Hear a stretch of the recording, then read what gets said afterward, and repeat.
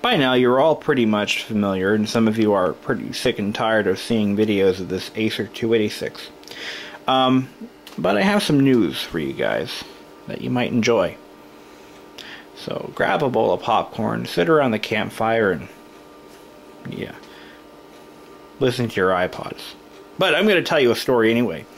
As you all know, I got this Acer machine from a gentleman who owns a vending business. What he does is he owns a business that's been in his family since the 1940s, and what they do is they basically own vending machines, as you all know what they are, I'm sure, that are located in restaurants, bars, strip joints, literally, you know, family type places. And the machines are arcade games, classic arcade games, a lot of those. Claw machines. He's got jukeboxes, he's got cigarette vending machines. They are still legal in some places, like strip clubs. And anyway, so I had he's getting ready to clean out his business and sell off all of his junk. And he's going to basically strip down to the bare essential machines that are in use and some parts that are critical to his operation. So I figured I should act fast, because I did just buy a candy crane from this guy in addition to my Betson machine that I've been working on for quite some time, which is actually, it's all ready to go now. Anyway, so I need some parts for the candy crane. So I call him up today and I said, hey, you still have a couple of parts? And I gave him a list of what I needed, and he said, oh yeah, come on down. And I said, alright, great. So while I was down there, I started a conversation with him, and I said, hey, by the way, that old Acer PC that you gave to me, I got it running, and I've made some videos of it, and people have been, you know, really happy to see that one of these is still around, still in good condition, still running. And he's like, oh yeah, whatever, you know. He doesn't understand that there's really a culture of vintage computer collecting, and just like the old antique radios and antique fans that are quite collectible nowadays, computers are rapidly becoming the next big thing for collectors. And tried to explain that to him, and he's like, yeah, I get what you're saying, I get it, okay. And I said, well, you wouldn't happen to have, and I'm just shooting in the dark here, but you wouldn't happen to have, you know, any owner's manuals or anything that came with the machine there that was part of that package? And he says, well, it just so happens I do. And I said, oh, what have you got? So he brings me upstairs to this little office. It's actually in a barn. Pretty cool place. 1870s barn converted into office space and a workshop. My kind of place.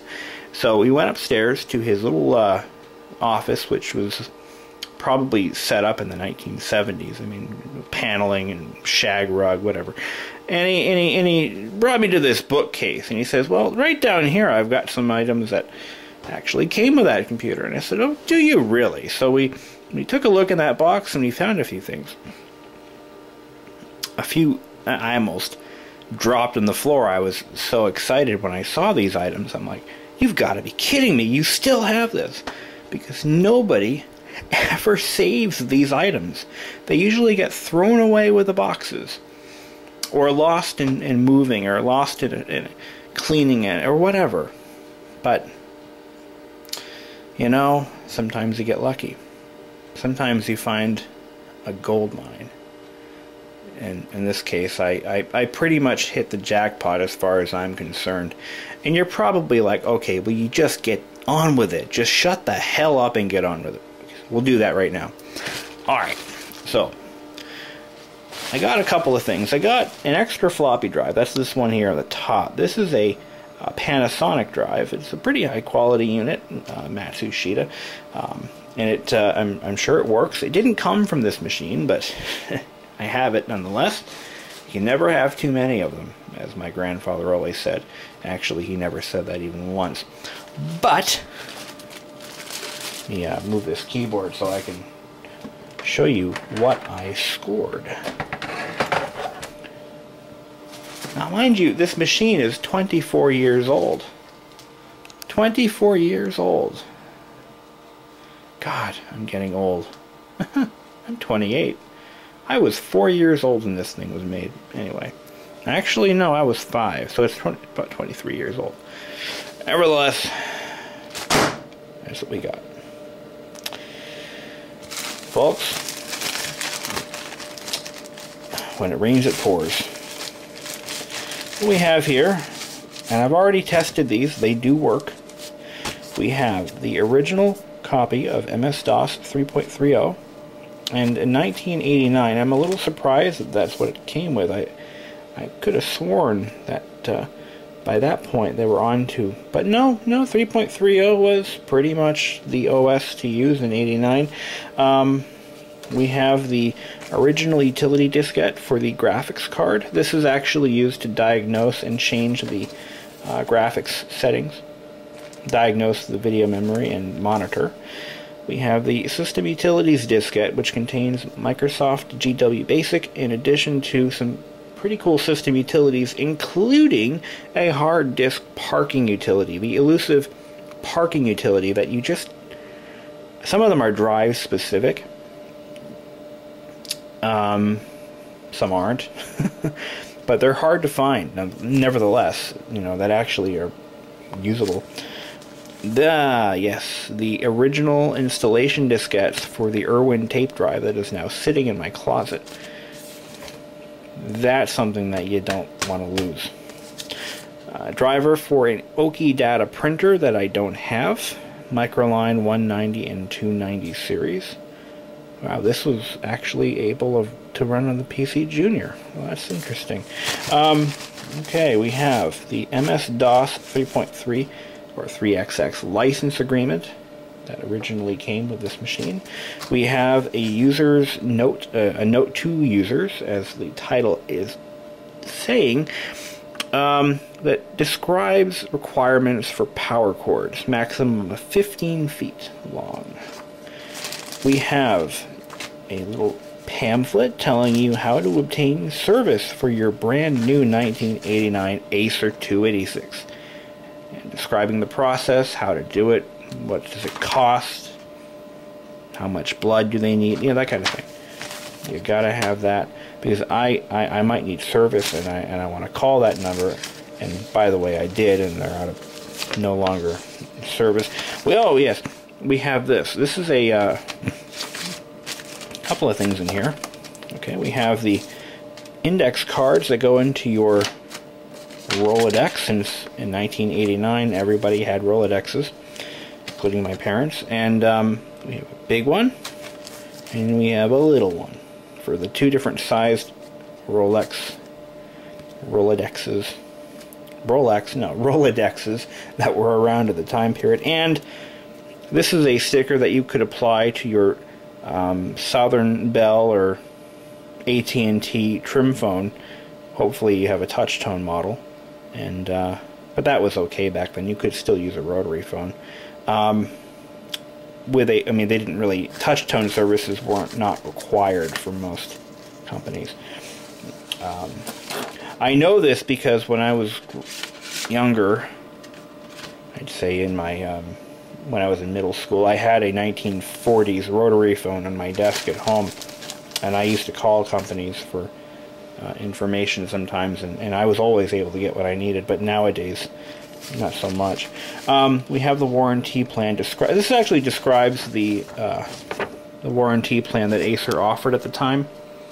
This was the 12-4-8 plan. It means 12 months full coverage, 4 months on site, 8 months the balance of the warranty after the first 4.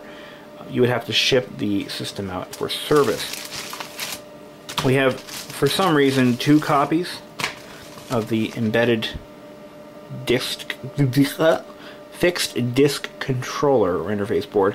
This is the 8302 interface board. This is actually the board that it's the IDE controller. There, good enough. That includes jumper settings, you know, types of hard drive. Oh yes, and I believe it's in here. there was a chart describing every hard disk type and the parameters. That was actually, no, that was in the other manual, the owner's manual, which we'll get to. This is the manual for the display adapter. Not the display, but the display adapter itself. And this is how I know. It tells me what it supports for video modes, and I will show you. MGA, including Hercules. CGA, 40 column and 80 column. CGA emulation, 40 and 80 column.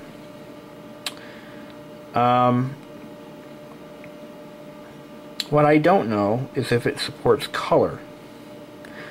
It does say it has a light pen interface, a parallel printer port. I don't know about the light pen interface. Not sure about that. I know that light pens were a big deal back then, but I've never had one. I've seen one, but I've never had one. Oh, here it is. There's a light pen interface. It actually, you know what? It must have a backplane adapter that you wouldn't have to buy, but there's a connector, a header on the board just for the light pen. And there is a mistake on this diagram. If you can find it, put it in the comments box. You don't win anything, but I want to see if you guys can pick this up. I'm not going to give you any clues. But there is a huge mistake in this diagram somewhere. I will not tell you where it is. But when you find it, post it in the comments box. All the jumper settings are here. Gotta have those. I'm pretty sure it supports color if I had a CGA monitor with a color support. I don't have one, but yeah, I'm fairly certain that it does support it. Okay, so there's that. Enough of that. And here's the manual for the serial parallel floppy controller adapter, which, see, back then, motherboards didn't really have any of this stuff built in most cases. You would actually have add-in cards for each function. You'd have one for serial, one for parallel, But eventually, manufacturers, especially OEMs like Acer, Dell, HP, Compaq, they started to ship combined cards, which had multiple controllers in one card. That was the next step towards having these adapters integrated onto the motherboard. So. Okay, we have the Acer Disk Cache Utility System Guide Supplement. I don't know if I have this utility. It may be actually part of the disk utility that the utility diskette that I copied to the drive just recently. And now the grand feature presentation. The original user's guide for the machine. He still has the MS-DOS manuals. I forgot to grab them. But they're actually the typical Microsoft issue. They don't say Acer on them. So they may be from another machine, I don't know. But this is the system guide, the guide to operations. It describes what the system is capable of doing, what you should be doing with it, how to set it up, how to shut it down, how to use the keyboard, how to use the mouse, how to turn it on, how to turn it off. Basically, it's all in here. You gotta realize that when this machine was manufactured, most people had not owned a computer before.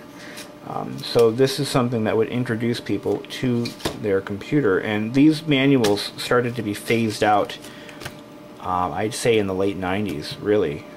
They stopped shipping computers with really concise manuals like this one, because people by that point had already been exposed to this kind of technology, so they don't need to be spoon-fed information. I don't even think they ship manuals with computers anymore. I really don't. I mean, when you build your own, you buy a motherboard, you get a manual for it, usually. That describes the, any external switch settings or connector locations, that kind of thing. But that's all you get. So this actually does, in here, have a table describing every hard disk type. Yeah, here it is, CGA.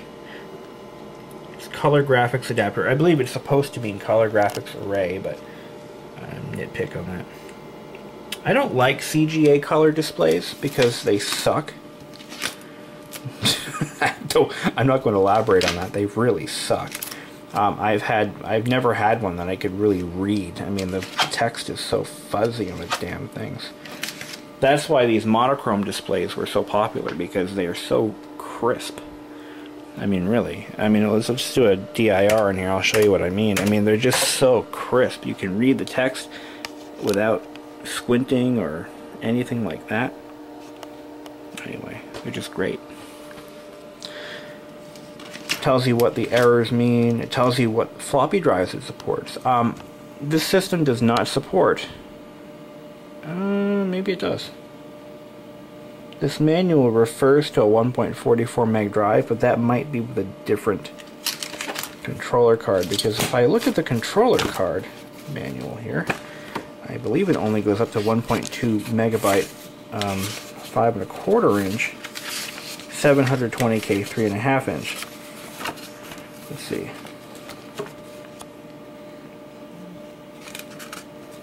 Two serial interfaces, one optional. So there's a serial interface header here somewhere. Oh, my battery is dying. It's a good thing I have another battery to run off of. Let me see here. I believe it only supports up to a 1.2 meg drive. Oh crap, I'm using the crappy battery. I'm using the cheap one that came with the camera. That's why it's dying already. Oh man. Anyway, I did look in here, and it does not mention anything about a 1.44 meg. So that much I know. Anyway, so that is that. And that's everything, really. You got it. It's all there. So original manuals, original software, original keyboard, monitor, and system unit. Booyah. And it still runs. That's just dandy. I love that. I love finding things like this because they're so hard to find. You know, usually you find one or two pieces, but you never find the whole package. You never find the whole package. Well, that's it for today, guys, and I hope you've enjoyed watching this video, and stay tuned. My next step is to install one of these 5.25 inch drives in one of my newer machines, and that's going to give me the ability to start loading this thing up with software again. And I'm going to make backup copies, because look at what else I got. Look at this. These are all brand new 360K floppy diskettes. Brand new, never used. Oh, I'm loving it even better. Good night, guys.